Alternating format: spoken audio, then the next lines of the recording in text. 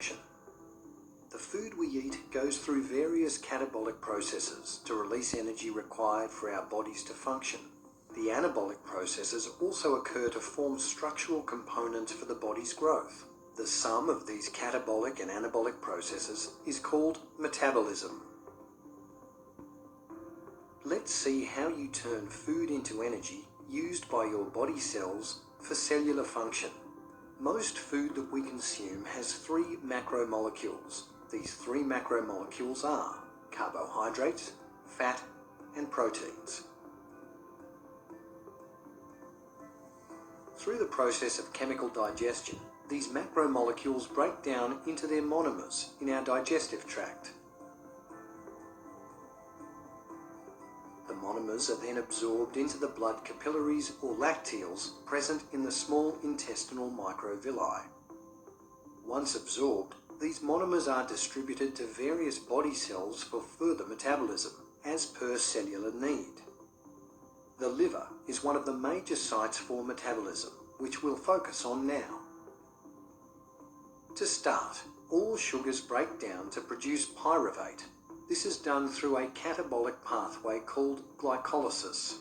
Next, pyruvate is converted into acetyl-CoA through chemical reactions and enters the citric acid cycle. During citric acid cycle reactions, carbon dioxide and the reduced coenzymes NADH and FADH2 are produced. NADH and FADH2 facilitate energy production through the electron transport chain and oxidative phosphorylation. Glycerol and fatty acids take separate paths. Glycerol enters the glycolytic pathway as dihydroxyacetone phosphate. The citric acid cycle follows, continuing into the electron transport chain and oxidative phosphorylation. Meanwhile, fatty acids are broken down to acetyl-CoA by means of beta oxidation through the lipolysis pathway. Next, the acetyl-CoA enters the citric acid cycle, followed by the electron transport chain and oxidative phosphorylation to produce energy. Amino acids enter the amino acid pool of the body. They are used for synthesizing body protein, non-essential amino acids, or other nitrogen-containing compounds. Amino acids in excess are not stored in the body, but degraded into keto acids and ammonium ions through transamination and deamination. The ammonium ion removed from the amino acid enters the urea cycle. Here, it is converted to urea and then sent to the kidneys for excretion.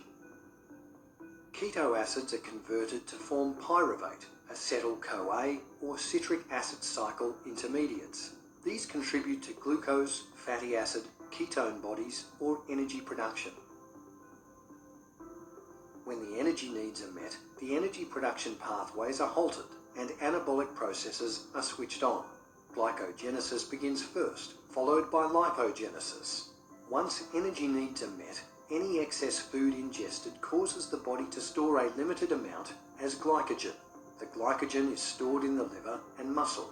The rest is stored as fat in adipose tissue. When no food is ingested, the body uses its stored glycogen and fat for energy production. If we do not eat for a prolonged period, glycogen stores are depleted. Body proteins are broken down into amino acids, which synthesize glucose. Fats are converted into ketone bodies, which supply energy to the brain. Thus, the metabolic pathways of carbohydrates, lipids and proteins are integrally linked to one another to meet the body's energy needs.